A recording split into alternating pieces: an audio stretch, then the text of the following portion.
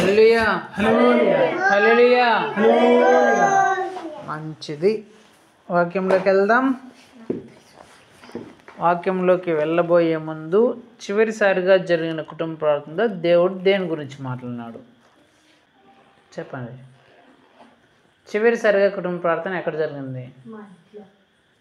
సరే, అక్కడ దేవుడు ఏం మాట్లాడినాడు? వీళ్ళిద్దరు అంటే రాలేదులే ఆ రోజు ప్రార్థనకి, మీలో మీరందరూ ఉన్నారు కదా. దేని గురించి మాట్లాడినాడు దేవుడు? మర్చిపోయినారా?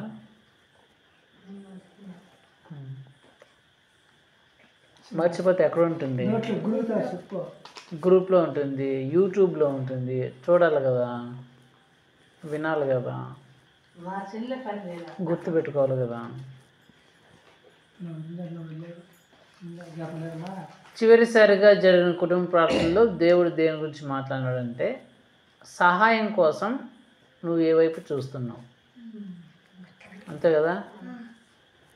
సహాయం కోసము, సహాయం అవసరమైనప్పుడు నువ్వు ఎక్కడ చూస్తున్నావు అనే దాని గురించి దేవుడు మాట్లాడినాడు. హల్లెలూయా. ఒకవేళ మీలో ఉండే వాళ్ళు ఎవరైనా వినకపోయింటే గ్రూప్లో ఉంటుంది, వీడియోలో ఉంటుంది, యూట్యూబ్లో ఉంటుంది. మన ఛానల్లోకి వెళ్ళి యూట్యూబ్లోకి వెళ్ళి చూస్తే మీకు దొరుకుతుంది. అక్కడ దేవుడు కొందరికి సహాయం అవసరమైందంట, కొందరికి సహాయం అవసరమైనప్పుడు కొన్ని దగ్గరలో విన్నారంట, ఇంకొందరికి సహాయం అవసరమైనప్పుడు ఇంకొన్ని దగ్గర పోయారంట. వీళ్ళు పోయిన దానికి వాళ్ళు పోయిన దానికి డిఫరెంట్.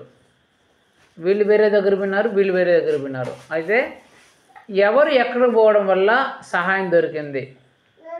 వీళ్ళకు దొరికిందా సహాయం, లేకపోతే వీళ్ళకు దొరికిందా? సహాయం కోసం వీళ్ళ దగ్గర పోయిన వాళ్ళకి ఏం జరిగింది, సహాయం కోసం వీళ్ళ దగ్గర పోయిన వాళ్ళకి ఏం జరిగింది అనే అంశం గురించి దేవుడు మాట్లాడినాడు. కాబట్టి సహాయం కోసం నువ్వేవైపు చూస్తున్నావు అనేది దేవుడు మాట్లాడినాడు. మనకు సహాయం అవసరం అవుతుందా లేదా? ఏదో ఒక అవసరం వస్తుందా లేదా? అవసరం వచ్చినప్పుడు ఖచ్చితంగా మనము ఎక్కడొక్కడికి పోతూ ఉంటాం, ఎవరెవరి దగ్గర ఆశ్రయిస్తుంటాం. అది ఎవరిని ఆశ్రయిస్తే మనకు ఎలాంటి ప్రతిఫలం దొరుకుతుంది అనే అంశం గురించి దేవుడు మాట్లాడినాడు. కాబట్టి మీరు కూడా ఒకవేళ చూడకపోయింటే యూట్యూబ్లో ఉంటుంది కాబట్టి మీరు వినండి. అప్పుడు మీకు తెలుస్తుంది సహాయం కోసం మనం ఎక్కడికి పోతే ఏం మనకు దొరుకుతుంది అనేది మనకు తెలుస్తుంది. సరేనా? హల్లెలూయా. సరే, ఏ సువార్తను ధ్యానిస్తున్నాం? Very good. మత్తయి సువార్తను ధ్యానిస్తున్నాం. ఎన్నో అధ్యాయం ధ్యానిస్తున్నాం? ఎన్నో అధ్యాయాన్ని 12 అధ్యాయం అయిపోయింది మత్తయి సువార్తలో. ఇప్పుడు 13 అధ్యాయాన్ని ధ్యానించాలి. మత్తయి సువార్త 13 అధ్యాయం 1 నుంచి 9 వరకు నువ్వు చదువుమా. ఆ దినమందు యేసు ఇంట నుండి వెళ్ళి సముద్ర తీరమున కూర్చుండే బహు జన సమూహములు తన యొద్దకు కూర్చి వచ్చినందున ఆయన దోస ఎక్కి కూర్చుండెను. ఆ జనులందరూ దరి నిలిచుండగా ఆయన వారిని చూచి చాలా సంగతులను ఉపమాన దీప్తిగా చెప్పాను. ఎట్లనగా, ఇదిగో విత్తువాడు విత్తుటకు బయలు వెళ్ళెను. వాడు విత్తుచుండగా కొన్ని విత్తనములు త్రోవ పక్కన పడెను. పక్షులు వచ్చి వాడిని మింగవేయెను. కొన్ని చాలా మన్నులెళ్ళి రాత్రి నేలను పట్టెను. అక్కడ మన్ను లోతుగా ఉండినందున అవి వెంటనే మొలిచెను. గాని సూర్యుడు ఉదయించినప్పుడు మావి మాడి వేరులెందున ఎండిపోయాను. కొన్ని ముండ్ల పొదలలో పడాను. ముండ్ల పొదలు ఎదిగి వాటిని అణిచివేసాను. కొన్ని మంచి నేలను పడి ఒకటి 100 గాను, ఒకటి 60 వంతులుగాను, ఒకటి 30 వంతులుగాను ఫలించెను. చెవులు గలవాడు వినుగక అని చెప్పాను.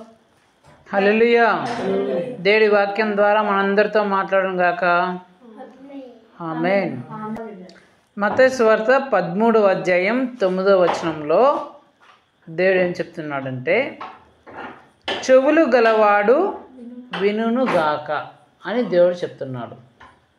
చెవులు గలవాడు వినును గాక. ఇప్పుడు మీకు అందరికి చెవులు ఉన్నాయా లేదా? ఉన్నాయా? నిజమేనా? నిజమేనా? ఏమిన్నారు మీరు? ఆ అమ్మాయి చదివింది కదా, ఏమిన్నారు?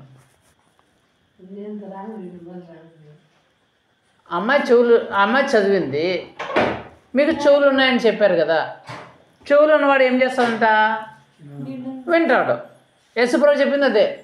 చెవులు ఉన్నాడైతే ఖచ్చితంగా వింటాడు అని చెప్పినాడు కదా యేసుప్రభు.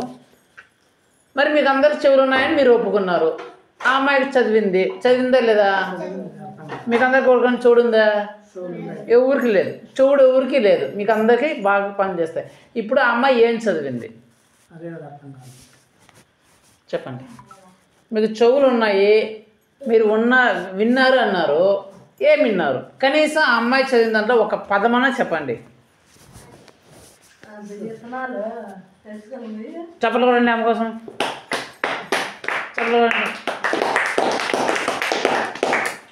విత్తనాల గురించి అమ్మాయి చదివింది వినింది. ఇంకా ఏమిన్నారు? అమ్మాయి చదివిన దాంట్లో ఏమిన్నారు చెప్పండి. ఈసారి చదివితే ఎందుకు ముందంటే వినలేదు, ఇప్పుడైతే కరెక్ట్గా విన్నాము. ఇట్లా అడుగుతాడని మనకు తెలియదు కాబట్టి అట్లా అనుకున్నారు.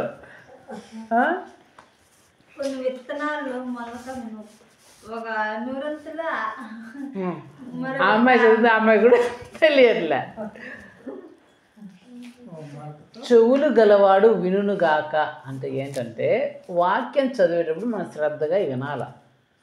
అట్లా చూసుకోవడం ఇట్లా చేస్తాం చేయదు. ఒక వాక్యం చదువుతుంటే మనం వినాల. వాళ్ళు ఏందో చదువుకున్నారంటే మీరు ఏదో చేసుకుంటారు అట్లా ఉండకూడదు. ఎప్పుడు ప్రార్థించకూడదు దేవుని సన్నిధిలో. అసలు దేని గురించి చదువుతున్నారు? అసలు దేవుడు ఈరోజు దేని గురించి మనతో మాట్లాడబోతున్నాడు? అసలు ఆ సందర్భం ఏంటి? దేవుడు ఏం చెప్పబోతున్నాడు? మనకు ఆతృత ఉండాలా. అది లేకుండా ఆమె చదువుకుంటుంది, మీరేం మీ ఇష్టం వచ్చినట్టు ఉండరు. అందుకని దేవుడు చెప్పినాడు చెవులు గలవాడు వినుగాక అని. చెవులు గలవాడు వినుగాక అంటే చెవులు ఉంటాయని కాదు, ఏం చెప్తున్నారో వాళ్ళు వింటారు. అప్పుడే చెవులు ఉన్నట్లు. వాళ్ళు ఏం చదువుతున్నారు మీ ఇష్టం ఉంటే చెవులు లేనట్లే మనకి. అర్థమైందా? సో ఇక్కడ దేవుడు దేని గురించి మాట్లాడుతున్నాడంటే విత్తనాల గురించి మాట్లాడుతున్నాడు. ఒక వ్యక్తి ఉన్నాడంట, ఒక రైతు ఉన్నాడంట, తన పొలంలో విత్తనాలు వేయడానికి వెళ్ళాడంట. సో ఆ విత్తనాలు ఎక్కడ పడ్డాయి? ఆ రైతు వేసేటప్పుడు ఆ విత్తనాలు ఎక్కడ పడ్డాయి, అవి ఎక్కడ పడడం వల్ల వాటికి ఏం జరిగింది అనే దాని గురించి దేవుడు మాట్లాడినాడు. సరేనా? మరొకసారి నేను చదువుతాను, మీరందరూ శ్రద్ధగా వినండి. మీకు చెవులు ఉన్నాయా? చెవులు ఉండే అందరూ హల్లు చెప్పండి. అది చెవులు ఉండే అందరూ హల్లు చెప్పండి. చెవులు కూడా లేవా? చెవులు ఉన్నా అల్లు చెప్తారు, చెవులు లేకుండా అల్లు చెప్తారు. సరే నేను చదువుతాను, మీరు వినండి. శ్రద్ధగా వినాలి. నేను క్వశ్చన్లు అడుగుతాను అన్నమాట. ఆ దినమందు యేసు ఇంటి నుండి వెళ్ళి సముద్ర తీరమును కూర్చుండెను. బహుజన సమూహములు తన ఎద్దుకు కూడి వచ్చినందున ఆయన దోణి ఎక్కి కూర్చుండెను. ఆ జనులందరూ దళం నిలిచి ఉండగా ఆయన వారిని చూచి చాలా సంగతులు ఉపమాన రీతిగా చెప్పెను. ఎట్లనగా, ఇదిగో విత్తువాడు విత్తుటకు బయలు వెళ్ళెను. వాడు విత్తుచుండగా కొన్ని విత్తనములు త్రోవ ప్రక్కన పడెను. పక్షులు వచ్చి వాటిని మిరింగివేసెను. కొన్ని చాలా మన్ను లేని రాతి నేలను పడెను. అక్కడ మన్ను లోతుగా లేనందున అవి వెంటనే మొలిచెను. కానీ సూర్యుడు ఉదయించినప్పుడు అవి మాడి వేరు లేనందున ఎండిపోయాను. కొన్ని ముండ్ల పొదలో పడెను. ముండ్ల పొదలు ఎదిగి వాటిని అణిచివేసెను. కొన్ని మంచి నేలను పడి ఒకటి 100 ఒకటి 60 ఒకటి 30 ఫలించును. చెవులు గలవాడు వినుగాక అని చెప్పాను. విన్నారా? హలో చెప్పండి. వెరీ గుడ్, మంచిది. సో ఇక్కడ దేవుడు ఏం చెప్తున్నాడంటే, ఒక రైతు తన పొలంలో విత్తనాలు వేయడానికి వెళ్ళాడంట, గింజలు వేయడానికి. మనం చెనిగింజలు వేస్తాం కదా, అలా అనుకోండి. మీరందరూ రైతులే, మీకు బాగా అర్థమైంటుంది. ఇప్పుడు మీరే ఒక చెనిగింజలు వేయడానికి మీ పొలానికి వెళ్ళినారు, దున్నించేస్తున్నారు, చెనిగింజలు వేయడానికి వెళ్ళినారు. ఇప్పుడు చెనిగింజలు వేసేటప్పుడు చెనిగింజలు ఎక్కడెక్కడ పడవచ్చు మీరు వేసేటప్పుడు చెప్పండి. ముళ్ళ కంపలో పడతాయి. Very good. ఇంకా రాళ్ళలో పడతాయి. ఇంకా ఆ మట్టిలో పడతాయి, వెరీ గుడ్. ఇంకా బండల మీద పడతాయి, వెరీ గుడ్. సో ఇలా రకరకాల చోట్ల పడతాయి. మనం విత్తనాలు వేసేటప్పుడు కొన్ని రాళ్ళల్లో పడతాయి, కొన్ని ఆ దున్నిన మట్టిలో పడతాయి, కొన్ని కంపల్లో పడతాయి, కొన్ని ఎక్కువ మన్ను లేని చోట పడతాయి, కొన్ని దారిలో పడతాయి, ఇంకా ఇంకొన్ని కూడా చెప్పారు. సో ఇలాగ పడతాయి కదా. ఇప్పుడు మీరు చెప్పండి, రాళ్ళల్లో పడినోటి గింజ మొలకెత్తుందా? రాళ్ళల్లో పడిన గింజలు మొలకెత్తాయా? ఎందుకు రావు? కింద మట్టి లేదు, వెరీ గుడ్. త్రోవ పక్కన పడిపోయినాయి అంటే రోడ్లో పడిపోయినాయి, అవి మొలకెత్తాయా? ఎందుకు? పక్షులు తినేస్తాయి, ఏమైనా పక్షులు ఉంటే తినేస్తాయి, లేకపోతే కింద మట్టిలో పడలే కూడా తినేస్తాయి. ముళ్ళ కంపలో పడినటి మొలుస్తాయి, కానీ పెద్ద అవుతాయా? ఎందుకు? ఏం చేస్తాయి? ముళ్ళ కంపలు ఎదగనే వాటిని, చెట్టు మాత్రం లోపలే ఉంటుంది. దున్ని నేలలో పడినటి మొలుస్తాయి. ఇప్పుడు దున్ని నేలలో పడినటి మొలుస్తాయి. మీకు అర్థమైందా? సో ఇక్కడ జరిగిన సందర్భము అదే. ఒక వ్యక్తి, ఒక రైతు తన పొలంలో విత్తనాలు లేదా గింజలు నాటడానికి వెళ్ళాడంట. గింజలు నాటడానికి వెళ్తే కొన్ని గింజలేమో ఆయన వేస్తుండగా కొన్ని దారిలో పడిపోయినాయి, కొన్ని గింజలు రాతి నేలలో పడ్డాయి, అక్కడ మన్ను లేదు, రాతి నేలలో పడ్డాయి. కొన్ని గింజలు ముండ్ల కంపల్లో పడ్డాయి, కొన్ని గింజలు బాగా దున్నిన ఆ చేనులో పడ్డాయి. పడిన తర్వాత ఏం చెప్తున్నాడంటే, ఈ త్రోవలో అంటే ఆ దారిలో ఏవైతే పడ్డాయో ఆ దారిలో పడినవి పక్షులు చూసి, కాకులు గువ్వలు ఉంటాయి కదా, అవి ఎత్తుకు వెళ్ళిపోయినాయి ఆ గింజల్ని. సో ఆ గింజ వేస్ట్ అయిపోయింది. తర్వాత ఈ రాతి నేలలో పడ్డాయి, కొంచెం మన్నుడు ఉంది, కానీ మొలకేమో వచ్చింది, వేరేమో వచ్చింది, కానీ కింద ఏముంది? రాయి. ఏముంది? రాయి ఉంది కాబట్టి ఆ వేరు లోపలికి పోలేదు అనుకో, ఎక్కువ ఎండ తగిలితే చచ్చిపోతాయి, అంతే కదా. లోపల వేరు పోతేనే బతుకుతాయి. ఎక్కువ ఎండ తగిలింది, ఏరైతే వచ్చింది ఆ ఎక్కువ ఎండ తగలడం వల్ల మాడిపోయింది, అంటే చచ్చిపోయింది అది. సో అది కూడా అది కూడా ఏమైనా ఆ గింజ వల్ల ఏమైనా లాభం వచ్చిందా? వేస్ట్ అయిపోయింది. ఇంకోటి ముళ్ళ పొదల్లో పడింది, అంటే కింద మేము మట్టి ఉంది, ముళ్ళ పొదల్లో పడింది, వేరు కూడా వచ్చింది, చెట్టు కూడా పెరిగింది, కానీ పెద్దది అయ్యే లోపల ఆ ముళ్ళు ఏం చేసినాయి? కంపలు రానియకుండా దాంట్లోనే అదిమేసినాయి, ఇది కూడా పెరగకుండా పోయింది. ఇంకొకటి ఎక్కడైతే దున్నినారో ఆ దున్నిన దాంట్లో పడింది, ఇదేమైందంట? అది మలిచి ఆ కాయలు కాసింది అని ఇక్కడ యేసు ప్రభువు వారు చెప్తున్నారు. అసలు ఈ విత్తనాల గురించి దేవుడు ఎందుకు చెప్పాడంటే, ఈ విత్తనాలని మనుషులకు సాదృశ్యంగా, అంటే మనుషుల గురించి చెప్పడానికి యేసు ప్రభు దీని గురించి చెప్పాడు. సో దేవుడు ఈరోజు మనందరితో మాట్లాడుతున్న అంశం ఏంటంటే, నీవు ఏ రకమైన విత్తనము? చెప్పండి. నేనా? మరి మీరేం పెట్టుకోవాలి కదా, నువ్వు అంటే మీరు కూడా నువ్వు అనేసిదరా? చెప్పండి. అది మీరు ఏ రకమైన విత్తనంలో ఉన్నారు? 4 విత్తనాల గురించి చెప్పారు కదా, ఆ 4 విత్తనాల్లో మీరు ఏ రకం విత్తనం మీరు తెలుసుకోవాలా. రాతి నేలలో త్రోవ ప్రక్కన పడిన విత్తనంలాగా ఉన్నారా? ఆ రాతి నేలలో పడిన విత్తనంలాగా ఉన్నారా? ముళ్ళ పొదల్లో పడిన విత్తనంలాగా ఉన్నారా? ఆ మంచి నేలలో దుక్కి ఉన్న నేలలో ఎరువు అదంతా వేయబడిన నేలలో పడిన అక్కడ ఆ విత్తనంలో ఉన్నారా అని మీకు తెలియాలి. ఎప్పుడు ఇదంతా వాక్యం దేవుడు మాట్లాడేగానే మీకు అర్థమవుతుంది, మీరు ఏ రకమైన విత్తనం అనేది మీకు అర్థమవుతుంది. అర్థమైందా? సో ఈరోజు దేవుడు మనందరితో మాట్లాడుతున్న మాట, నీవు ఏ రకమైన విత్తనం. సో ఈ 4 విత్తనాల గురించి దేవుడు దాని భావం ఏంటో అర్థం ఏంటో చెప్తాడు. అసలు త్రవ పక్కన పడిన విత్తనం అంటే ఎవరు? రాతి నేలలో పడిన విత్తనం అంటే ఎవరు? ముళ్ళ పొదలో పడిన విత్తనం అంటే ఎవరు? ఆ మంచి నేలలో పడిన విత్తనం అంటే ఎవరు? ఈ 4 విత్తనాల గురించి దేవుడు మనందరితో మాట్లాడతాడు. అప్పుడు మనము ఏ విత్తనంలో ఉన్నాము, ఏ రకమైన విత్తనం అనేది మనకు తెలుస్తుంది. సరేనా? సో వినండి. ఫస్ట్ ఏ విత్తనం? త్రోవలో అంటే దారిలో పడిపోయిన విత్తనం. దారిలో పడిపోయిన విత్తనం అంటే అసలు విత్తనము అనే దేనికి సూచన అంటే దేవుని వాక్యానికి గుర్తు. ఆ విత్తేవాడు ఎవరంటే రైతు అని చెప్పే కదా, ఆ రైతు ఎవరంటే దేవుడు. ఎవరు? దేవుడు విత్తనాన్ని విత్తుతున్నాడు. దేవుడు ఎవరు? ఆ రైతు ఎవరు? దేవుడు. విత్తనం అంటే దేవుని వాక్యం లేదా దేవుని మాటలు, సరేనా? ఎలాగైతే దేవుడి మాటలు ఇప్పుడు నేను ప్రకటిస్తున్నానో అలాగా దేవుడు తన మాటల్ని విత్తుతున్నాడు, సరేనా?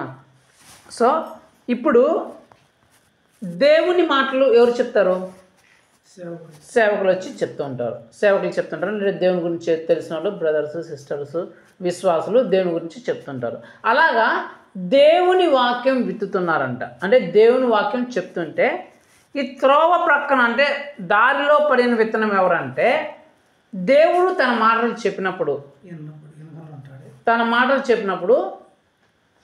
పట్టించుకోరు వాటిని. అర్థమైందా? సో ఈ దేవుని మాటలు ఎక్కడెక్కడ చెప్తారు? చర్చిలో చెప్తారు, ఇలాంటి కుటుంబ ప్రార్థనలో చెప్తారు, లేకపోతే బయట ఎక్కడైనా మినిస్ట్రీ సభలో పెట్టినప్పుడు చెప్తారు, లేకపోతే మనం క్రిస్మస్ చేసుకున్నాం కదా, క్రిస్మస్ చేసుకున్నప్పుడు అక్కడ చెప్తారు, లేదంటే ఏదైనా దేవుని ప్రోగ్రాం జరిగినప్పుడు అక్కడ చెప్తారు. సో ఆ ప్రోగ్రామ్ కానీ చర్చికి కానీ ఇక్కడ కుటుంబ ప్రార్థన కానీ అనేక మంది వస్తారు లేదా? అనేక మంది వస్తారు కదా. అనేక మంది వచ్చిన వాళ్ళు ఈ 4 కేటగిరీలు ఉంటారు. అది చర్చిలో కావచ్చు, కుటుంబ ప్రార్థనలో కావచ్చు, సభల్లో కావచ్చు, అలాంటి క్రిస్మస్ వేడుకల్లో, గుడ్ ఫ్రైడే, ఈస్టర్ ఇలాంటి దేవునికి సంబంధించిన ప్రోగ్రాంలో కావచ్చు. ఈ 4 రకాల వ్యక్తులు ఉంటారు. ఆ 4 రకాల వ్యక్తులు నువ్వెవరనేది ఈరోజు తెలుసుకోవాలి. సో మొట్టమొదటిగా త్రోవ ప్రక్కన పడిన అంటే ఆ మార్గంలో పడిన విత్తనాలు ఎవరంటే దేవుని వాక్యం, దేవుని మాటలు చెప్తుంటే, సేవకులు కావచ్చు, ఎవరైనా కావచ్చు, దేవుని మాటలు చెప్తుంటే వాటిని వింటారు కానీ పట్టించుకోరు. అర్థమైందా? వాటిని దేవుని మాటలు వింటారు కానీ పట్టించుకోరు. విన్నంతవరకు వింటారు, హాయిగా ఉంటారు, తర్వాత వెళ్ళిపోతారు. వారు వాటిని పట్టించుకోరు కాబట్టి ఆ దేవుని వాక్యము వారిలో ఉండకుండా సాతాను ఆ దేవుని వాక్యాన్ని వారిలో నుంచి తీసేస్తుంది. ఎప్పుడైతే దేవుని వాక్యాన్ని తీస్తుందో మరలా వాళ్ళు ఆ సభ కానీ, ఆ చర్చ్ కానీ, ఆ ప్రోగ్రాం కానీ, ఆ పండుగ కానీ అయిపోగానే మరలా వాళ్ళ లోకంలోకి వెళ్ళి వాళ్ళు ఎలా బ్రతుకుతూ ఉండేవాళ్ళు ముందుగా అలాగే బ్రతుకుతూ ఉండేవాళ్ళు. సపోజ్ ఒక మీటింగ్గా జరిగింది, చర్చికి వచ్చారు, లేదా ఒక పండగకి వచ్చారు, క్రిస్మస్కి వచ్చినారు. కొందరు తాగుబోతులు వస్తారు, కొందరు వ్యభిచారులు వస్తారు, కొందరు అక్రమ సంబంధాలు వస్తారు, కొందరు ప్రేమ వ్యవహారాలు వస్తారు, కొందరు నీచమైన పనులు చేసే వాళ్ళు వస్తారు, కొందరు పోకిరి మాటలు మాట్లాడారు, బూతులు మాట్లాడారు, ఇలాంటి రకరకాల వ్యక్తులు వస్తారు. కొందరు లంచగొండలు వస్తారు, కొందరు సినిమా సీరియల్ ఇలాంటి చూసేవాళ్ళు, అన్ని రకాల వ్యక్తులు అక్కడ వస్తారు ప్రోగ్రాం జరుగుతుందని.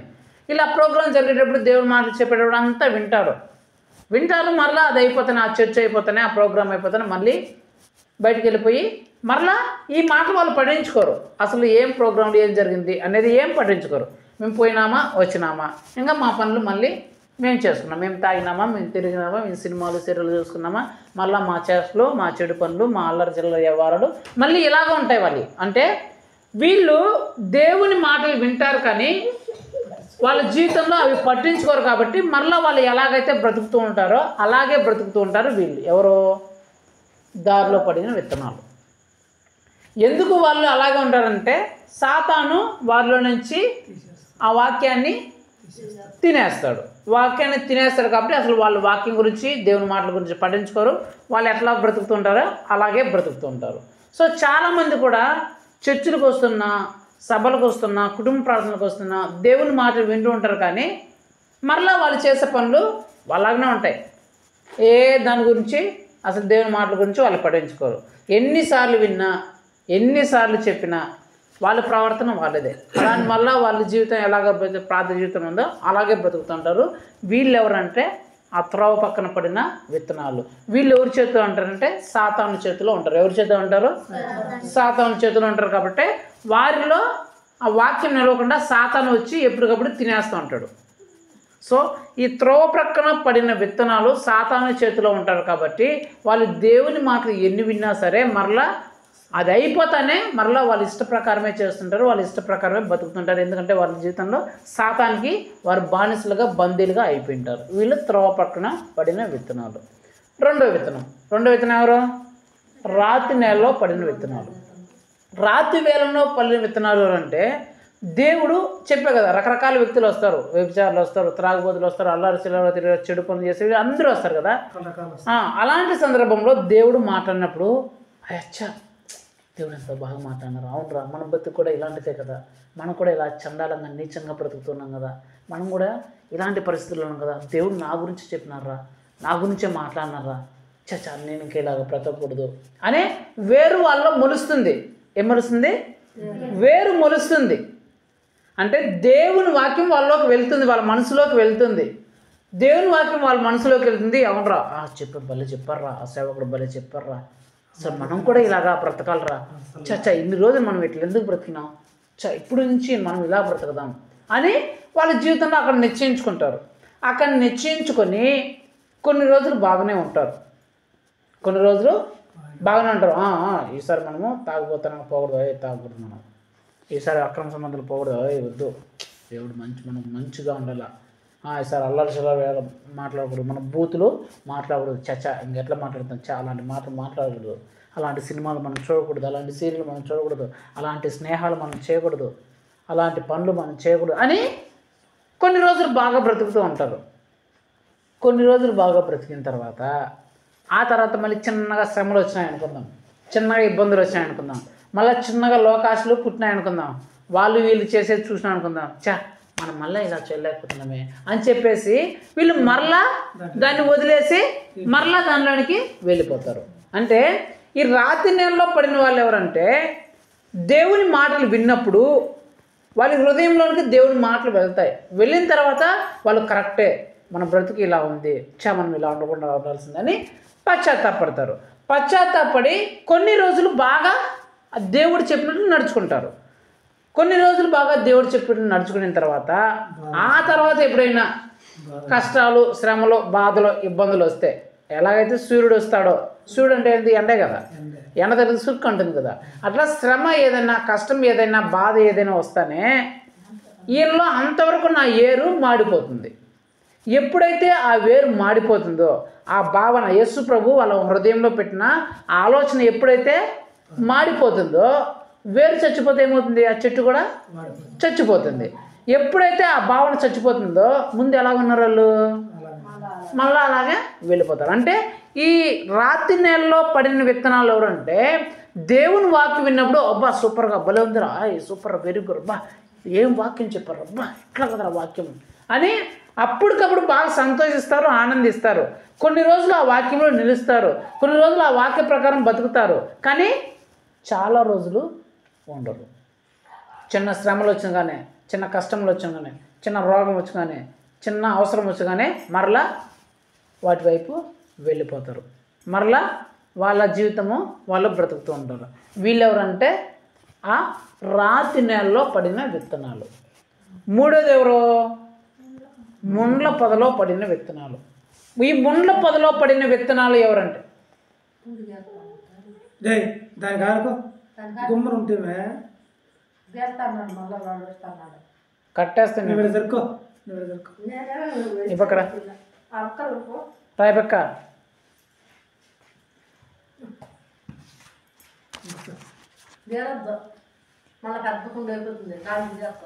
ఏనండి. ఈ ముండ్ల పొదలో పడిన విత్తనాలు ఎవరంటే వాళ్ళకి వేరు లోపలికి పోయింది, అంటే దేవుని వాక్యం వాళ్ళ లోపలికి పోయింది, చెట్టు కూడా వచ్చింది. ఆ ముండ్ల పొదలో చెట్టు కూడా వచ్చింది, అంటే వాక్యము వెళ్ళింది, దేవుని మాటలు వెళ్ళినాయి. వెళ్ళిన తర్వాత అవును మనం ఇలా ఉండకూడదు, ఇలా ఉండాలా, దేవుడు అలా చెప్పినాడు, ఇలా చెప్పినాడు అని చెప్పేసి వాళ్ళు నడుచుకుంటూ ఉంటారు. దేవుని మార్గంలో నడుచుకుంటారు, చాలా కాలం నడుచుకుంటూ ఉంటారు. అయితే ఆ ముండ్లు అనేది దేనికి సూచన అంటే వాళ్ళ జీవితంలో వచ్చే భయంకరమైన ఆశలకు, కోరికలకు సూచన. అంటే ఎలాంటివంటే డబ్బు మీద ఆశ, మంచి వాళ్ళని చూసి వీళ్ళని చూసి అరే వాళ్ళలాగా మనం లేమే, వీళ్ళలాగా మనం లేమే అనే కోరికలు. ఎప్పుడైతే ఇలాంటి కోరికలు పుడతాయో వాళ్ళలాగా మనం ఉండాలా, వాళ్ళలాగా మనం సంపాదించాలా, వాళ్ళలాగా మనం కూడా పైకి రావాలా, వాళ్ళలాగా మనం కూడా డబ్బులు సంపాదించాలా అనే కోరిక ఎప్పుడైతే పుడుతుందో వాళ్ళు ఎలా సంపాదించారు, వాళ్ళు ఎంత అవినీతి చేశారో, ఎన్ని కడుపులు కొట్టారో, ఎన్ని మోసాలు చేశారో, ఎన్ని అబద్ధాలు చెప్పారో, ఎలాంటి మోస పనులు, చెడు పనులు చేసి ఆ డబ్బులు సంపాదించారో వీళ్ళు కూడా చూసింటారు. వీళ్ళు దేవుని వాక్యం విన్నప్పుడు మనం కూడా ఆ దేవుని వాక్యం ప్రకారం నడుచుకోవాలని కొన్ని రోజులు బాగా నడుచుకుంటారు. అలా నడుచుకున్నప్పుడు చాలా బాగా చక్కగా బ్రతుకుతుంటారు.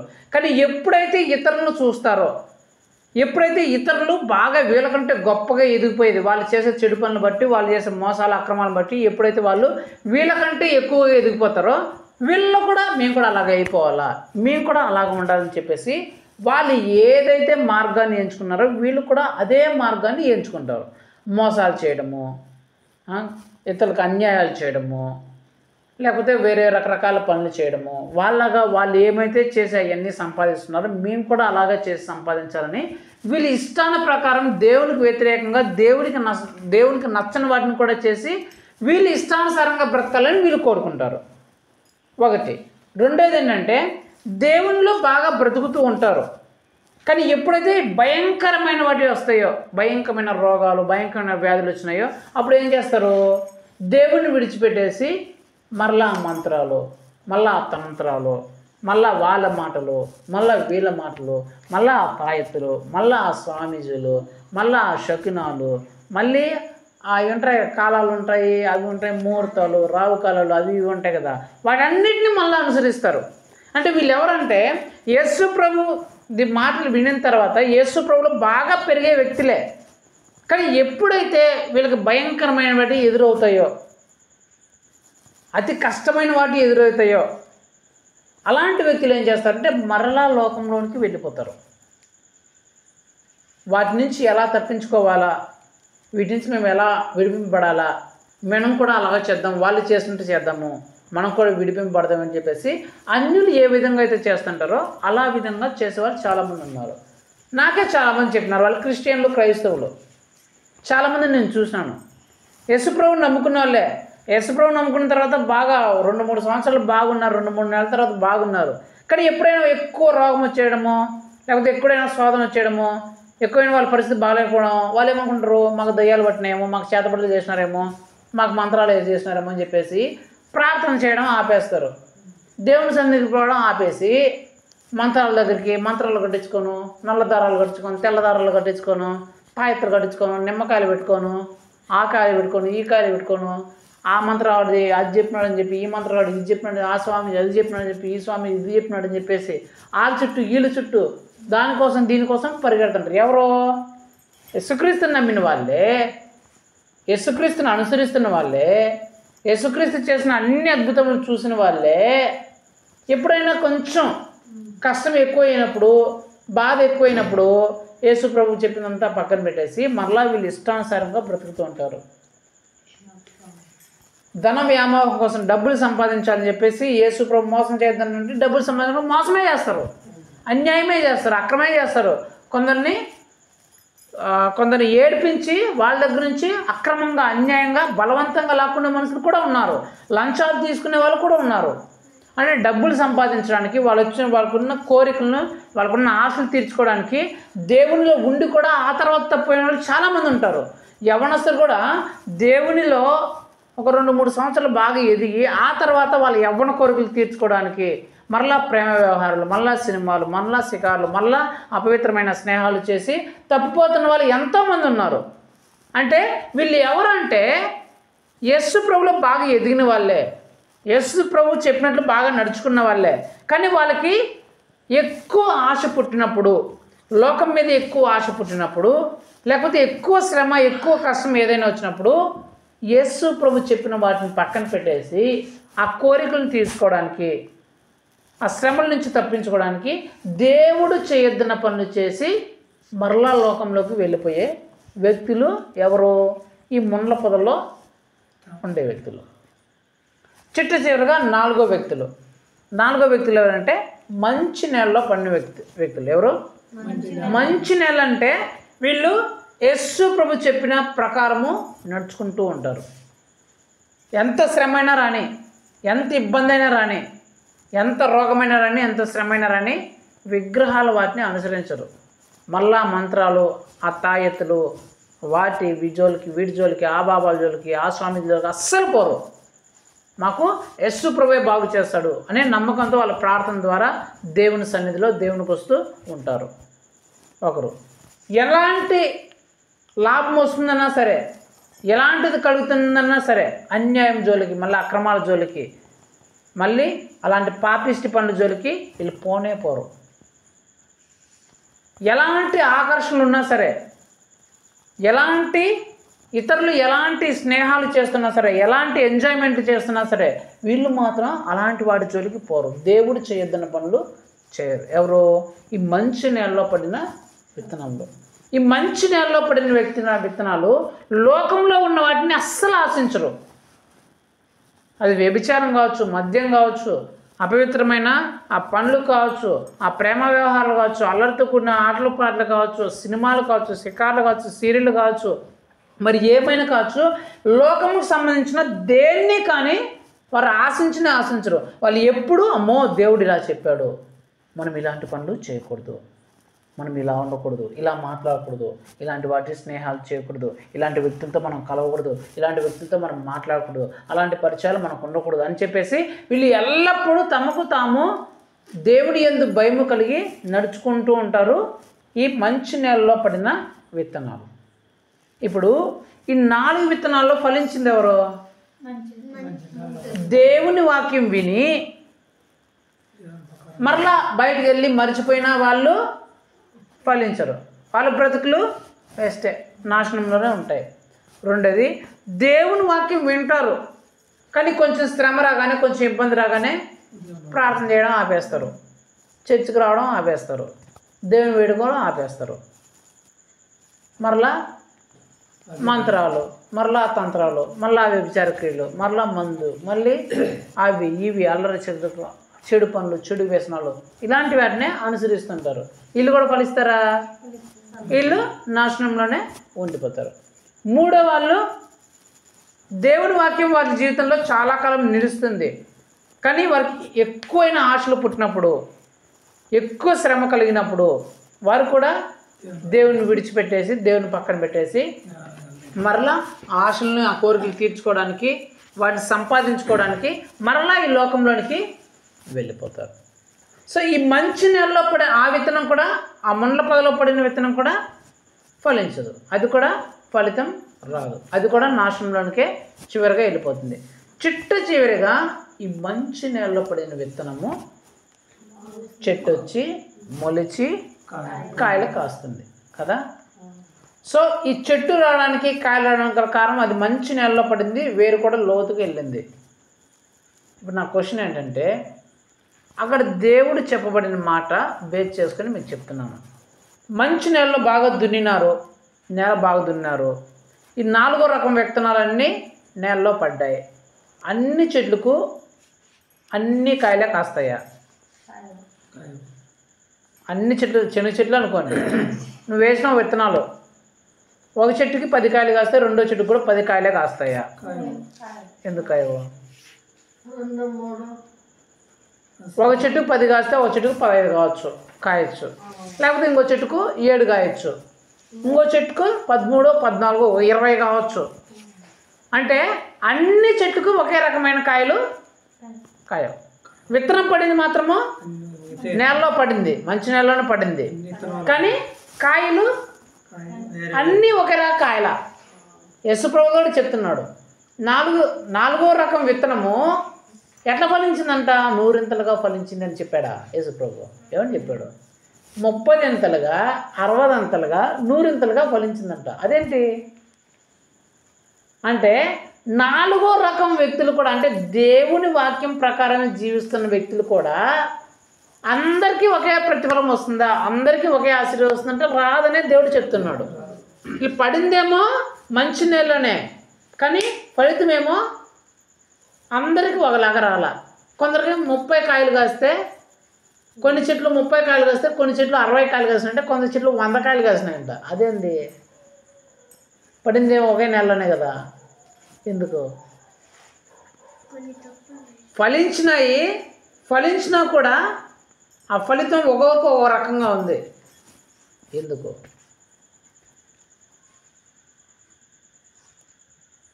ఎందుకంటే ఆ విత్తనం పడిన చోటు, ఆ విత్తనం ఎక్కడైతే పడిందో, ఒక విత్తనం పడిన దగ్గర ఎరువు బాగుండొచ్చు, పొటాషియం బాగుండొచ్చు, యూరియా బాగా వేసి ఉండొచ్చు, ఆ ఎరువులన్నీ బాగా పడి ఉండొచ్చు.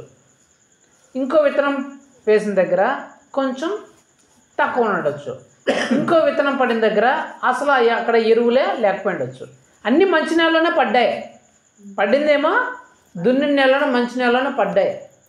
కానీ అక్కడ ఎరువులు కావలసిన ఎరువులు అవి తీసుకోవడంలో, ఆ గింజ తీసుకోవడంలో ఆ ఎరువులు వాటికి లభించాల. అర్థమైందా? ఒక చెట్టుకేమో కావాల్సిన అన్ని ఎరువులు లభించినాయి కాబట్టి అది 100 రెట్లుగా 100 కాయలు ఇచ్చింది. రెండో చెట్టుకేమో తక్కువ లభించిన ఎరువులు కాబట్టి అది 60 కాయలే కాసింది. ఇంకో చెట్టుకి అసలు ఎరువే లభించలా కాబట్టి అది 30 కాయలు కాసింది. అంటే కాయలైతే కాసాయి కానీ అన్నీ ఒకేలాగా కాయల. ఒకటేమో 100 కాయలు కాసింది, ఒకటేమో 60 కాయలు కాసింది, ఒకటేమో 30 కాయలు కాసింది. సో ఇప్పుడు ఒకవేళ మీరు ఈ 3 కేటగిరీలు లేకపోతే ఏ కేటగిరీలో?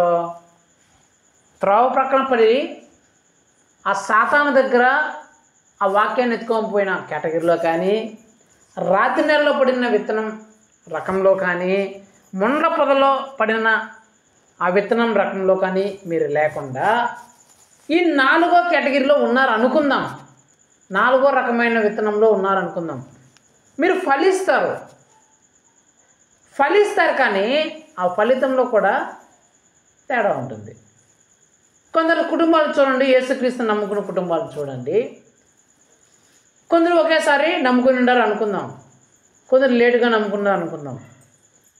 ముందు నమ్ముకున్న వాళ్ళకంటే తర్వాత నమ్ముకున్న వాళ్ళు ఎక్కువ ఆశీర్వదించబడిపోయి ఉంటారు. సపోజ్ 2 సంవత్సరాల ముందు ఒక కుటుంబం నమ్ముకుంది అనుకుందాం, 1 సంవత్సరం తర్వాత రెండో కుటుంబం నమ్ముకుందాం అనుకుందాం.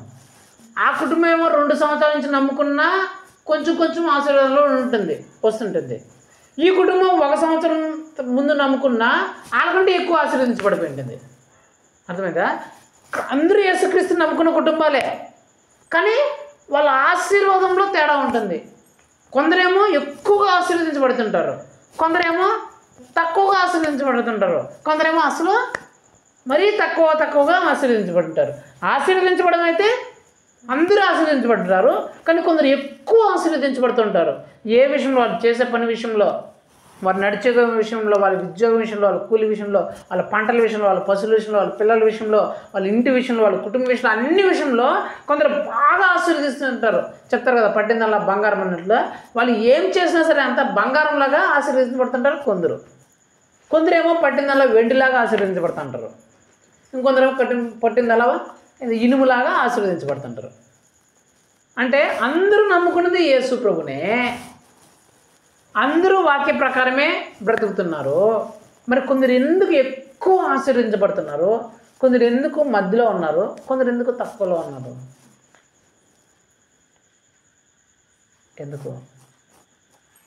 ఎందుకంటే చెప్పాను కదా, ఆ ఎరువు అంటే ఏంటంటే యేసు ప్రభు చాలా సందర్భాల్లో వివిధ రకాలుగా దేవుని మాటలు చెప్తుంటాడు. ఒకసారి పాపిష్టి పనులు, చెడు పనులు చేయకూడదు అనే అంశం గురించి దేవుడు చెప్పినాడు అనుకుందాం. ఇంకొకసారి ప్రార్థన గురించి చెప్పినాడు అనుకుందాం. ఇంకొకసారి చర్చికి వచ్చేదాని గురించి చెప్పినాడు అనుకుందాం. ఇంకొకసారి ఆరాధన గురించి చెప్పినాడు అనుకుందాం. ఇంకొకసారి ఊరిలో ఇతరులతో ఎలా ఉండాలా అని దాని గురించి చెప్పాను అనుకుందాం. ఇలా రకరకాల సందర్భాలు బట్టి రకరకాలుగా యేసు ప్రభు చెప్తూ ఉంటాడు. కొందరు ఏం చేస్తుంటారంటే అన్ని సందర్భంలో ఖచ్చితంగా దేవుడు ఎలాగ చెప్పాడో అలాగ పాటిస్తుంటారు. చెడు పనుల విషయంలో, లోకం విషయంలో దేవుడు ఏదైతే చేయొద్దంటాడో వాటి జోలికి అస్సలు పోరు. అస్సలు అలాంటి పాపిష్టి పనులు కానీ, అలాంటి చెడు పనులు కానీ, అలాంటి చెడు వాటి జోలు కానీ, చెడు సహవాసాలు కానీ అస్సలు వెళ్ళరు. రెండోదిగా ప్రార్థన గురించి దేవుడు ఏం చెప్తే అలా ఖచ్చితంగా వాళ్ళు ప్రార్థనలో ఉంటారు. మందిరికి వచ్చే విషయంలో దేవుడు ఏంటని చెప్తే ఖచ్చితంగా అది ఫాలో అవుతారు. ఆరాధన విషయంలో, ఇంకా దేవునికి సంబంధించిన విషయంలో, ఊర్లో ఎలా ఉండాలా, ఊర్లో వాళ్ళ ఇతరులతో ఎలా మాట్లాడాలా, ఇవి ఎలాగా దేవుడు చెప్తాడో అలాగే వాళ్ళు ప్రవర్తిస్తుంటారు, అలాగే చేస్తుంటారు. వీళ్ళు నూరింతలుగా ఫలిస్తారు. అంటే దేవుడు ఏ సందర్భంలో ఏ విధంగా చెప్పాడో ఆయా సందర్భం వచ్చినప్పుడు వాళ్ళు ఆయా విధంగానే నడుచుకుంటారు కాబట్టి ఖచ్చితంగా వీళ్ళు నూరింతలుగా ఫలిస్తారు. వాళ్ళు విగ్రహాల జోలికి పోరు, విగ్రహాలు వాళ్ళు చేసినట్టు వీళ్ళు చేయరు, ఆచారాలని, ఆ సాంప్రదాయాల్ని వాటిని వీళ్ళు అనుసరించరు. అలాగే లోక ఆశల్ని వీళ్ళు పఠించుకోరు, ఆ చెడు పనులు అవన్నీ చేయరు. దేవుడు ఎలాగైతే బ్రతకమన్నాడో అన్ని సందర్భాల్లో అలాగే వీళ్ళు బ్రతుకుతుంటారు. కాబట్టి వీళ్ళు పట్టిందల్లా బంగారం అన్నట్లు నూరింతల ఆశీర్వాదం వీళ్ళకి ఎప్పుడూ ఉంటుంది. రెండో కేటగిరీ వ్యక్తులు ఇలాంటి వ్యక్తులు అంటే యేసు ప్రభు చెప్పినట్లు బ్రతుకుతూ ఉంటారు, కానీ కొన్ని వాటిల్లో తప్పిపోతారు. కొందరు లోక విషయాల్లో తప్పిపోతారు, ప్రార్థన బాగా చేస్తారు, ఆరాధన బాగా చేస్తారు, చర్చికి బాగా వస్తుంటారు, కానీ కొన్ని సందర్భంలో లోకం విషయాల్లో మళ్ళీ లోకంలో పడిపోతుంటారు.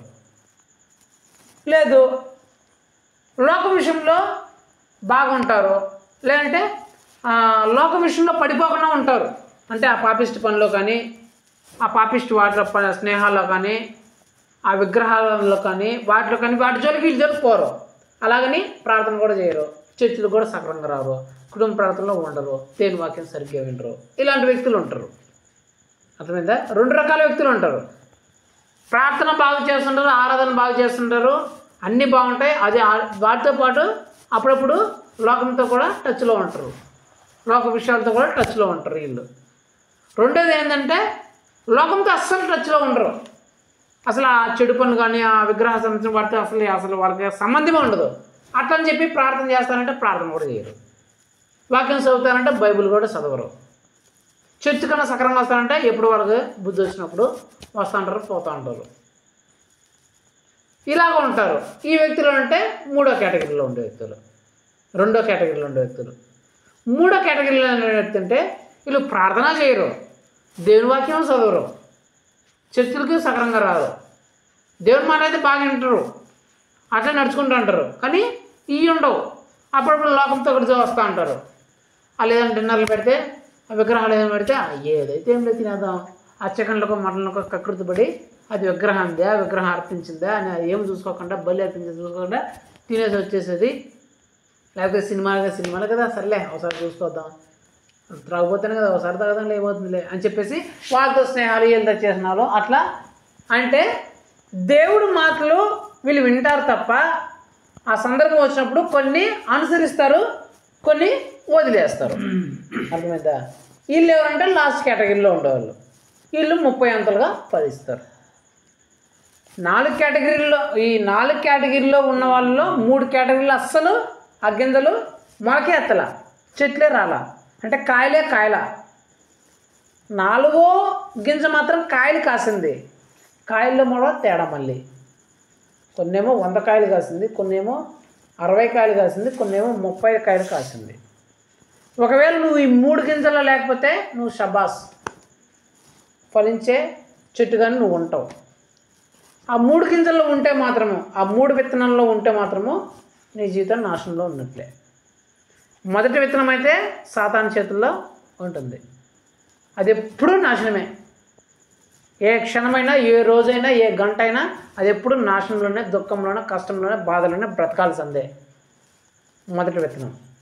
రెండో విత్తనము కొన్ని రోజులు బాగుంటుంది దేవుల్లో, ఆ కొన్ని రోజులు బాగున్నప్పుడల్లా మంచిగా తన జీవితం ఉంటుంది. ఆ తర్వాత కొంచెం శ్రమ వస్తేనే మరలా ఆ విగ్రహాలే, మళ్ళీ ఆ తంత్రాలే, మళ్ళీ ఆ స్నేహాలే, మళ్ళీ ఆ సవాసాలే, మళ్ళీ ఆ మాటలే, మళ్ళీ ఆ సీరియల్లే, మళ్ళీ ఆ సినిమాలే అనుకుంటే మరలా ఆ జీవితం మళ్ళీ ఆ నాశనంలోనికే పోతుంది. అంటే కాయలైతే అసలు రావు. మూడో విత్తనం చెట్టు వరకు వచ్చింది, అంటే మార్గం కొంచెం బాగానే వచ్చింది, జీవితం కొంచెం బాగా సెట్ అయ్యే తరకు వచ్చింది. కానీ ఎక్కువ ఆశలు, ఇతరులను చూసి ఎక్కువ ఆశలు, ఆ కోరికలు రావడం వల్ల, మరలా ఆ శ్రమలు ఎక్కువ రావడం వల్ల మరలా దేవుడిని విడిచిపెట్టేసి, ప్రార్థన విడిచిపెట్టేసి, మరలా దేవుని సహవాసాన్ని, ఆరాధనలు వదిలేసి మరలా ఆ లోకంలోనే కలిసిపోయింది. దీనికి కూడా కాయల. ఈ 3 విత్తనాల్లో మీరు ఉంటే, ఈ 3 విత్తన కేటగిరీలో మీరు ఉంటే మీకు ఏ ప్రతిఫలం ఉండదు, ఏ ఆశీర్వాదం ఉండదు. దేవుని మాటలు విని మళ్ళా బయట పోయి వదిలేసినా మీకు ప్రతిఫలం లేదు. కొన్ని రోజులు ఉండి ఆ తర్వాత చిన్న శ్రమ కష్టం రాగానే మాకు యేసుప్రభు వద్దు, మాకు ఈ ప్రార్థన వద్దు, మాకు ఈ చర్చ వద్దు, మేము మళ్ళీ మంత్రాల దగ్గరికి పోతాం, మళ్ళీ తంత్రాల దగ్గరికి పోతాం, మళ్ళీ ఆ త్రాగుబోతుల దగ్గరికి పోతాం, మళ్ళీ ఈ తిరుగుబోతుల దగ్గరికి పోతాం, మళ్ళీ సినిమాలకి పోతాం, మళ్ళీ శిఖరాలకు పోతాం అన్నా మీ బతుకులు నాశనమే. మూడోదిగా బాగుండి యేసుప్రభులు బాగుండి కొన్ని రోజులు బాగుండి మరలా వాళ్ళు సంపాదించినారు, వీళ్ళు సంపాదించి వాళ్ళు అట్లా పెద్ద అయిపోయినారు, వీళ్ళు పెద్ద అయిపోయినారు, మేము కూడా అట్లా అయిపోతామని చెప్పేసి మీరు కూడా మళ్ళీ దేవుని వదిలేసి, ప్రార్థనలు వదిలేసి, వాక్యాలు వదిలేసి, చర్చను మర్చిపోయి మళ్ళీ మీ ఇష్టం ప్రకారం పోతే, లేకపోతే వాళ్ళకి అక్కడ పోతే బాగైందంట, ఈ మంత్రం వేసుకుంటే బాగైందంట, ఆ మంత్రం వేసుకుంటే బాగుందంట, మేము తాళ్ళు కట్టుకుంటాం, దారాలు కట్టుకుంటాం, తెల్లదారులు కట్టుకుంటాం, నల్లదారులు తాయత్తులు కట్టుకుంటాం, నిమ్మకాయలు పెట్టుకుంటాం, బూడిద పూసుకుంటాం అనుకుంటే పోతే మీకు కూడా బూడిద తప్ప ఇంకేం మిగలదు చివరికి. ఈ 3 కేటగిరీలు ఉంటే, ఆ 3 విత్తనాల్లాగా మీరు ఉంటే మీకు విత్తనమే తప్ప కాయ అయితే ఏం రాదు. అర్థమైందా? మీరు ఎన్ని విత్తనాలు వేసి కాయలు రాకపోతే ఏం లాభము? విత్తనం బాయ, కాయి బాయ, అంతే కదా. నువ్వు విత్తనాలు వేసినావు, వర్షం వల్ల విత్తనాలు ఎండిపోయినాయి, అప్పుడు ఏమంటావు? లబోదమైన తెల్లం కొట్టుకుంటావు, అర్రే విత్తనాలు కాయలు పోయా, ఆ కాయలు ఇంట్లో ఉంటే కూరని చేసుకొని తినేవాళ్ళం, ఇప్పుడు ఆ కాయలు కూడా లేకుండా పోయా అనుకుంటావు లేదా? ఇంట్లో కాయల పోయా, మొలకలు పోయా అనుకుంటావు. అంటే నువ్వు ఈ 3 రకాల విత్తనాలు ఏ రకం విత్తనమైనా సరే నీ జీవితంలో కానీ, నీ కుటుంబ జీవితంలో కానీ, నీ పిల్లల జీవితంలో కానీ అభివృద్ధి ఉండదు, ప్రతిఫలం ఉండదు. అది వేస్ట్ లాగానే, వ్యర్థం లాగానే అయిపోతుంది.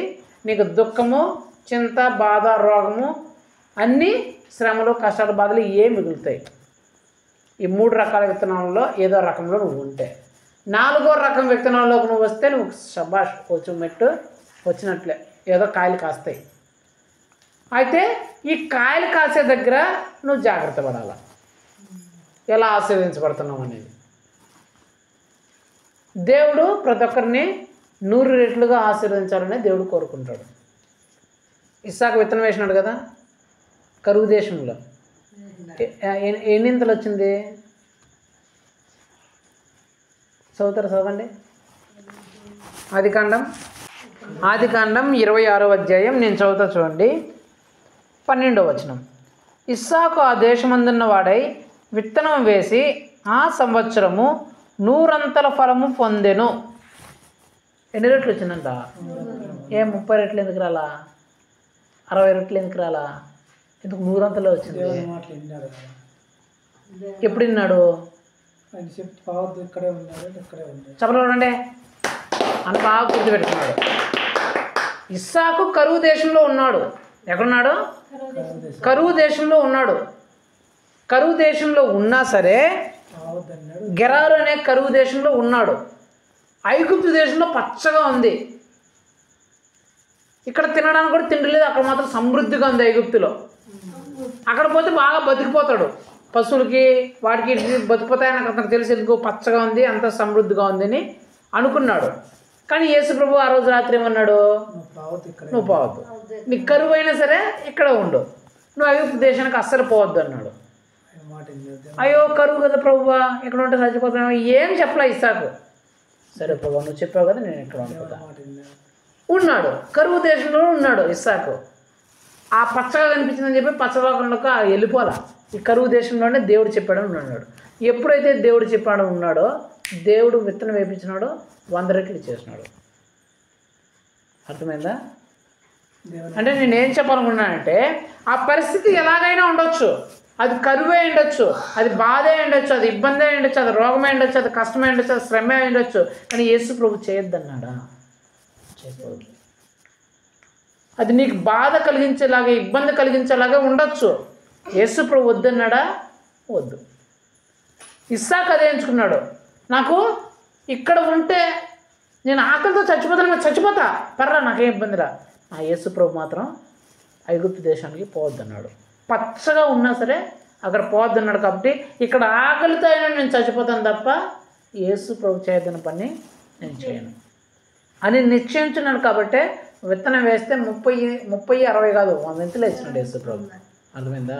మీ పరిస్థితి ఎలాగైనా ఉండొచ్చు, మీరు కష్టంలో ఉండొచ్చు, బాధలో ఉండొచ్చు, ఇబ్బందులు ఉండొచ్చు, ఇరుకులో ఉండొచ్చు, వ్యాధులు ఉండొచ్చు, రోగంలో ఉండొచ్చు, ఎలాంటి పరిస్థితిలో ఉండొచ్చు, కానీ యేసు ప్రభు చెప్పినట్లు మీరు ఉంటే, మరలా లోకాన్ని ఆశించకుండా, మరలా విగ్రహ సంబంధించిన వాటిని ఆశించకుండా, ఆ లోక వాటిని ఏటిని మీరు పట్టించుకోకుండా యేసు ప్రభు చెప్పినట్లే మీరు ఉంటే ఖచ్చితంగా దేవుడు మీకు కూడా 100 రెట్లు ఇస్తాడు.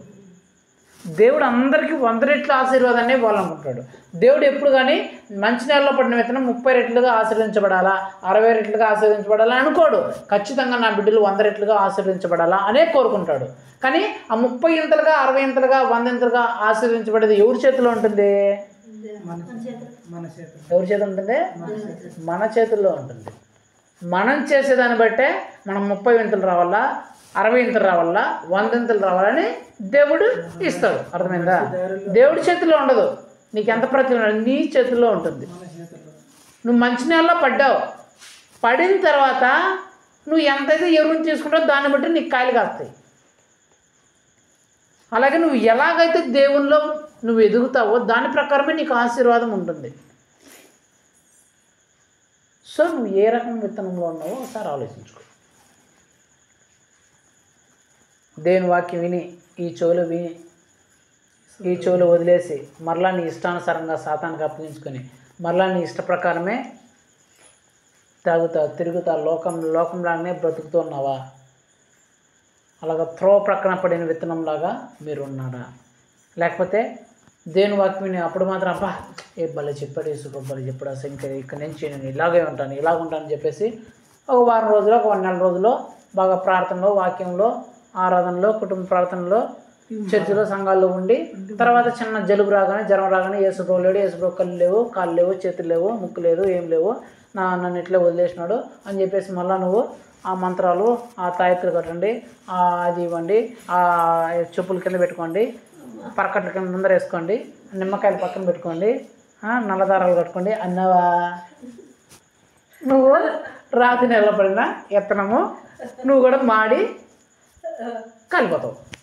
3వ విత్తనము బాగా యేసుప్రభులో కొన్ని రోజులు బాగుండి బాగా ప్రార్థన చేసుకుంటా, బాగా వాక్యం వింటా, బాగా వాక్యం చదువుకుంటా, బాగా చర్చికి వెళ్తా, బాగా ఇట్లా కుటుంబ ప్రార్థనలో కలుసుకుంటూ ఉండి ఆ తర్వాత ఎక్కువ ఇతరులు నీకంటే ఎక్కువ బాగా వాళ్ళు లంచాలు తీసుకుని అక్రమాలు చేస్తూ అన్యాయాలు చేస్తూ సంపాదించారంటే వాళ్ళు చూసి నీ కడుపులో మంట ఎక్కిపోయి కడుపులో అన్నీ వచ్చేసి నేను కూడా అలాగే పెరిగిపోవాలని చెప్పేసి నువ్వు కూడా మోసాలు, లంచాలు, గించాలు తీసుకుంటేసి యేసుప్రభుని వదిలేసి, ప్రార్థనలు వదిలేసి, ఆరాధనలో లేదు, దేవుని సన్నిధిలో లేదు, దేవుని మాట పక్కన పెట్టేసి నీ ఇష్టానుసారంగా చేసేసి మళ్ళీ ఈ రోగాలు బాగాలేదు, ఈ కష్టాలు బాగాలేదు అని చెప్పేసి మళ్ళీ ఆ విగ్రహాల దగ్గర పోయి ఆ ఉబ్బూది రాపించుకొని ఆ ఉబ్బూది తెచ్చుకొని ఇంట్లో పెట్టుకొని ఆ ప్రసాదాలు తిని ఈ ప్రసాదాలు తిని వాళ్ళతో కలిసి వీళ్ళతో కలిసి నువ్వు చట్టాపట్టాలు వేసుకొని తిరిగితే ఆ ముండపదలు నిన్ను కుచ్చి పారేసి కింద కంచి సంపి పారేస్తాయి.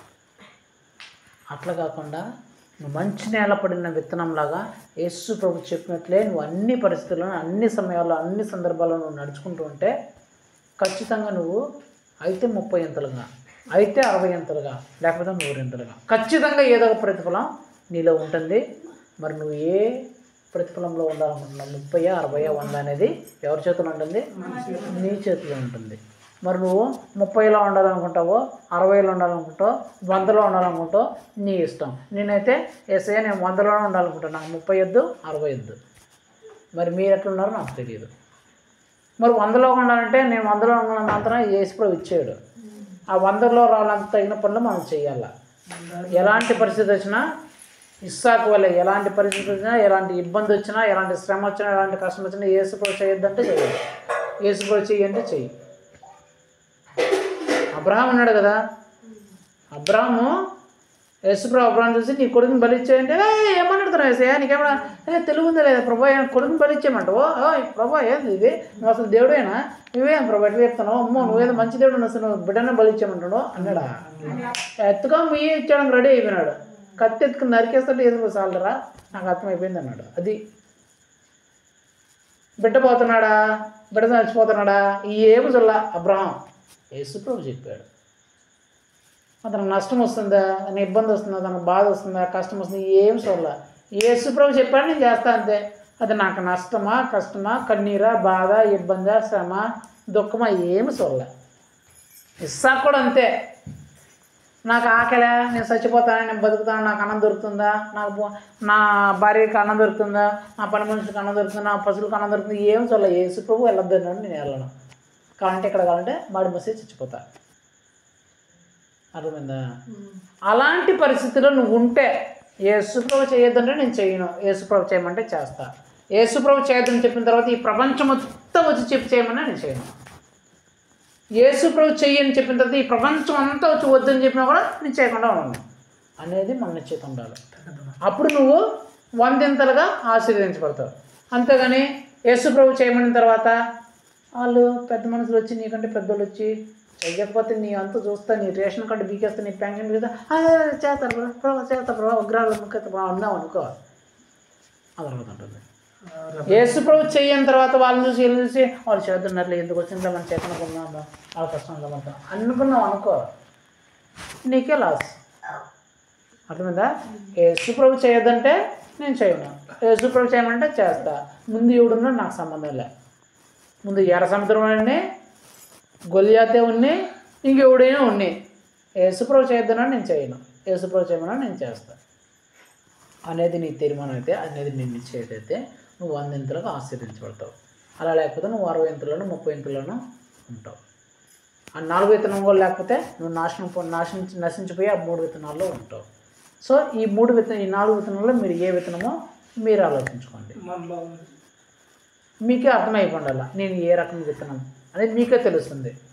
నేను ఈ చెవుల్లో దేవుని మాటలని ఈ చెవుల్లో వదిలేసి మళ్ళీ నా ఇష్ట ప్రకారము తింటా తాగుతా ఒక్కకలు నవ్వుకుంటా సీరియల్ సినిమాలు చూసుకుంటా మళ్ళీ అమ్మాయిలతో బజ్జు తిరుక్కుంటా అట్లా కూడా ఇట్లా పోయే విత్తనమా? లేకపోతే కొన్ని రోజులు వినేసి ఆ తర్వాత మళ్ళీ చిన్న శ్రమ కష్టం వచ్చగానే దేవుణ్ణి విడిచిపెట్టేసే విత్తనమా? లేకపోతే ఇంకొన్ని ఎక్కువ రోజులు ఉండి పెద్ద ఆశలు కోరికలు రాగానే మళ్ళీ వాటి కోసం ఊర్లోకి వెళ్ళిపోయి మళ్ళీ లోకంలోకి వెళ్ళిపోయి మళ్ళీ వాళ్ళలాగే నేను కూడా బ్రతికేసి విత్తనమా? లేకపోతే నెలలో పడిన తర్వాత కూడా దేవుని వాక్యంలో నడుచుకుంటున్న తర్వాత కూడా మరలా దేవుడు చెప్పినట్టు కాకుండా కొన్నిసార్లు తగ్గిపోతూ కొన్నిసార్లు మళ్ళీ వస్తూ కొన్నిసార్లు తగ్గిపోతూ ఉండే విత్తనం ఒక 30 రకాలుగా 60 రకాలుగా ఫలించే విత్తనమా? లేకపోతే 100ంతలుగా ఫలించే విత్తనమా అనేది నీకే తెలియాలి. ఎన్ని రకాల విత్తనాల గురించి చెప్పా? 7 రకాలు చెప్పా. ఎన్ని రకాలు చెప్పా? 7 రకాలు. త్రోవ ప్రక్కన పడిన విత్తనం, రెండోది రాతి నేలలో పడిన విత్తనం, మూడోది ముండ్ల పొదలో పడిన విత్తనం, నాలుగోది మంచి నేలలో పడిన విత్తనం, ఐదోది మంచి నేలలో పడి 30ంతలుగా ఆశీర్వదించబడిన విత్తనం, ఆరోది మంచి నేలలో పడి 60ంతలుగా ఆశీర్వదించబడిన విత్తనం, ఏడోది మంచి నేలలో పడి 100ంతలుగా ఆశీర్వదించబడిన విత్తనం. సో నువ్వు ఏ రకమైన విత్తనమో నువ్వే ఇప్పుడే నీకు అర్థమై ఉంటుంది. ఒకవేళ నువ్వు ఈ 3 రకాల విత్తనాలు ఉంటే ఫస్ట్ 3 రకాల విత్తనాలు అంటే ఈరోజే మార్చుకో, లేదంటే నీ జీవితము నీ కుటుంబ జీవితం నీ పిల్లల జీవితం చాలా డేంజర్లో ఉంటుందని తెలుసుకో. కానీ 4వ రకం విత్తనంలో నువ్వు ఉంటే ఆ 4వ రకం విత్తనంలో నువ్వు ఏ కేటగిరీలో ఉన్నావో చూసుకో. 30ంతల 30 రెట్ల 60 రెట్ల 100ంతల. ఒకవేళ 30 రెట్లో ఉంటే ప్రభు నన్ను 100 రెట్లకి మార్చు అని ప్రార్థన చేసుకో. ఒకవేళ 60 రెట్లో ఉంటే ప్రభు నన్ను 100ంతల్లో ఉంచేలాగా కృప చూపించే ప్రభు అని ప్రార్థన చేసుకో. ఒకవేళ 100ంతల్లో ఉంటే నీ 30 రెట్లోకి వచ్చేసే ప్రభు అని ప్రార్థన చేసుకుంటావా? ఎట్లా చేసుకోవాలా? 30 రెట్లు 100 రెట్లోనే నేను ఉండేలాగా చేయి ప్రభా. 30 రెట్లోకి 60 రెట్లోకి నేను వెళ్ళకూడదు, 100 రెట్లోనే నువ్వు ఉండాలా అనే ప్రార్థన మనం చేసుకోవడం ప్రార్థన చేసుకుని ఆమె హల్లుయా అనుకుని మళ్ళీ బయటికి వెళ్ళిపోవడం మనం ఇష్టం వచ్చినట్లు మళ్ళీ మొదటి వేతనంలోకి వెళ్ళిపోకూడదు. మళ్ళీ మరుసటి రోజు కుటుంబ ప్రార్థనలో ఏమ్మా ఏం చెప్పినా అమ్మా నిన్న కుటుంబ ప్రార్థనలో ఏం చెప్పినా అమ్మా దేని వాక్యం అంటే ఏం చెప్పినాము నాకు గుర్తులేదు నువ్వు చెప్పు అనే తలబాటు వచ్చిందనుకో నువ్వే విత్తనం అనమాట. ఇక్కడ వాడు చెప్పేసినాడు అబ్బా యేసుప్రభు ఏం చెప్తున్నారు అబ్బా వాళ్ళు ఏం చెప్పినా చెప్పి బయటికి వెళ్ళి మర్చిపోయి విత్తనం అనమాట నువ్వు. అర్థంగా అదే చెప్తున్నాడు చెవులు గలవాడు వినుగాకని అంటే వీడు వినేసాడు వదిలివేసాం కాదని, ఈడ విని దాని ప్రకారం ప్రవర్తించేవాడని. ఇది విని దాని ప్రకారం ప్రవర్తించేవాడుగా ఉండాలంటే నువ్వేం చేయాలా? దాన్ని గుర్తుపెట్టుకోవాలి. ఏం చేయాలా? దాన్ని గుర్తుపెట్టుకుంటేనే నీకు ఉంటుంది. అంతేగాని నాకు గుర్తుండట్లేదు నేను మర్చిపోయినాను నేను చూడలేదంటే నువ్వు మొదట 2వ 3వ రకం విత్తనాల్లో ఉండడం జాగ్రత్త. నీ పరిస్థితి చాలా డేంజర్లో ఉందని. నీకు గుర్తుండాలంటే ఒకసారి చెప్పిన తర్వాత దాని గురించి నువ్వు ఆలోచిస్తూ ఉండాలి. దేవుడు ఏం మాట్లాడినాడు, దేని గురించి చెప్పినాడు, దేని గురించి మాట్లాడాడు అని నువ్వు దాన్ని నెమరు వేసుకుంటూ ఉంటే నీకు అది గుర్తుంటుంది. అర్థమైందా? కాబట్టి ప్రార్థన చేయండి. మీరు ఏ రకంలో విత్తనముగా ఉన్నారో మీకే తెలిసి ఉంటుంది. కాబట్టి దేవుని సన్నిధిలో ప్రార్థన చేసి దేవుని సన్నిధిలో మీరు 100 ఫలించే మంచి నెలలో పడిన విత్తనముగా ఉండాలని ప్రార్థన చేసుకుందాం. కళ్ళు మూసుకోండి, ప్రార్థన చేసుకుందాం.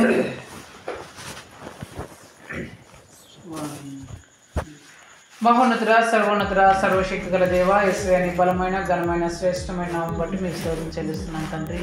ఇదిగోనైనా ప్రభా, ఈ రాత్రి కాల సమయంలో ప్రభా నీ ప్రియ బిడ్డలతో కలిసినానా ఇలా కుటుంబంగా చేరి నీ నామాన్ని మహిమపరచడం గణపరచడం మీరు మాట్లాడిన మీ మాట ఏంటంటే మీరు శ్రీ కృపను బట్టి ధన్యత బట్టి మీకు స్తోత్రం చెల్లిస్తున్నాం తండ్రి.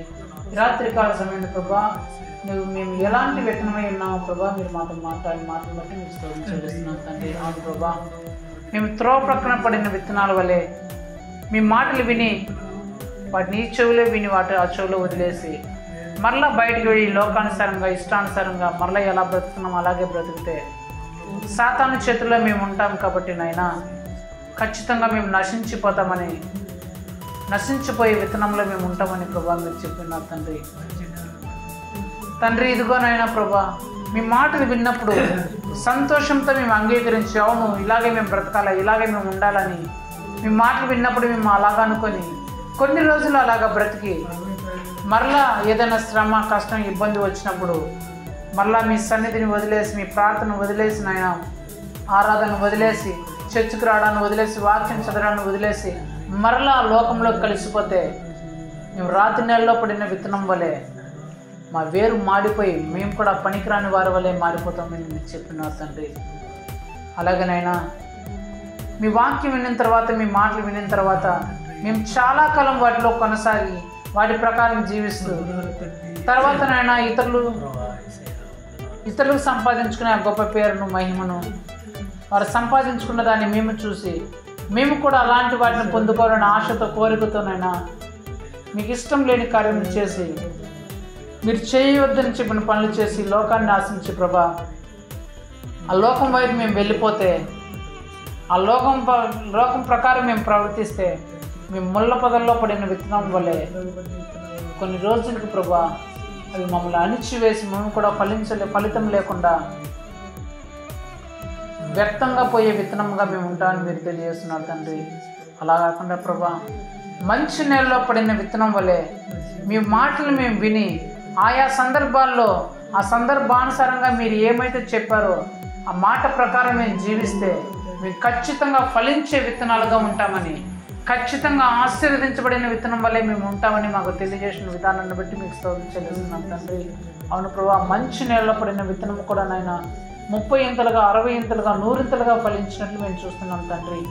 ప్రభా 100 ఇంతలుగా కాకుండా నాయన 60 ఇంతలుగా కాకుండా నాయన 100 ఇంతలుగా ఫలించే విత్తనముగా మమ్మల్ని నిలపండి తండ్రి. ఇదిగోనైనా మీ మాట ప్రకారం మేము జీవించడానికి సహాయం తెచ్చండి ప్రభా. ఎంత శ్రమ వచ్చినా, ఎంత ఇబ్బంది వచ్చినా, ఎంత ఇరుకు వచ్చినా, ఎంత కష్టమైనా, ఎంత బాధ అయినా, ఎంత దుఃఖమైనా, ఎంత రోగమైనా ప్రభా మీ వాక్య ప్రకారమే మేము బ్రతకాలయ్యా, మీ మాట ప్రకారమే మేము బ్రతకాలయ్యా. మాకు దుఃఖమైనా సరే, సంతోషమైనా సరే, వ్యాధి అయినా సరే, బాధ అయినా సరే, ఆనందమైనా సరే, మరి ఏదైనా సరే ప్రభా, ఎలాంటి పరిస్థితుల్లో అయినా సరే ప్రభా మీ వాక్యం ఎలా చెప్తుందో, మీ మాట ఎలా చెప్తుందో అలాగే మేము బ్రతికినైనా 100 ఇంతలుగా ఫలించే విత్తనముగా మమ్మల్ని నిలపమని బ్రతిమలాడుకుంటున్నాం తండ్రి. ఒకవేళనైనా ఇక్కడ కూర్చున్న వారిలో ప్రభా ఎవరైనా ప్రభా త్రోవ ప్రక్కన పడిన విత్తనం వల్లే ఉన్నారేమో, రాతి నేల పడిన విత్తనం వల్లే ఉన్నారేమో, ముళ్ళ పొదలో పడిన విత్తనంలో ఉన్నారేమో ప్రభా, వారిని మార్చండి ప్రభా. ఈ రాత్రి కాల సమయంలో ప్రభా వారిని మార్చి ప్రభా మంచి నేలలో పడే విత్తనముగా వారిని మార్చమని బ్రతిమలాడుకుంటున్నాం తండ్రి. నీ మాటలు విని ప్రభా వాటిని మర్చిపోయే వారిగా కాకుండా నాయన నీ మాటలు విన్నైనా వాక్యానుసారంగా బ్రతికినైనా 100 ఇంతల ప్రతిఫలం పొందే వ్యక్తులుగా వారు ఉండినట్లు ప్రభా నీ బలమైన కార్యం చేయమని బ్రతిమలాడుకుంటూ ప్రభా కృప చూపిస్తానని నమ్ముతూ ఇస్తూ మా తండ్రి, మా దేవుడు, మా ప్రభువునైనా యేసుక్రీస్తు యొక్క పరిశుద్ధమైన నామములో అడిగి వేడుకుంటున్నాం మా ప్రియపరలోక తండ్రి. ఆమేన్. నా ప్రాణమా యెహోవాను సన్నతించుము, నా ఆదరణ సంస్థమైన పరిశుద్ధ నామమును సన్నతించుము. నా ప్రాణమా యెహోవాను సన్నతించుము, ఆయన చేసిన పనులు దేనిని మరొకము. ఆమేన్. మన తండ్రి అయిన దేవుని ప్రేమ, ప్రభు యేసుక్రీస్తు యొక్క వారి కృపయు, పరిశుద్ధాత్మ దేవుని అన్యోన్య సహవాసము ఇప్పుడును ఎల్లప్పుడూ ఇక్కడ కూడి ఉన్న ప్రతి ఒక్కరితో పాటు మరి ముఖ్యంగా నేను నిశ్చయంగా మంచి నేలలో పడి 100 ఇంతలుగా ఫలించిన ఆ 4వ విత్తనం వల్లే నేను ఉంటానని తీర్మానించుకున్న ప్రతి ఒక్క బిడ్డతో సదాకాలం తోడే నడిపించి దీవించి ఆశ్రయించి బలపరిచి స్థిరపరచును గాక. ఆమేన్. హల్లెలూయా, హల్లెలూయా, హల్లెలూయా.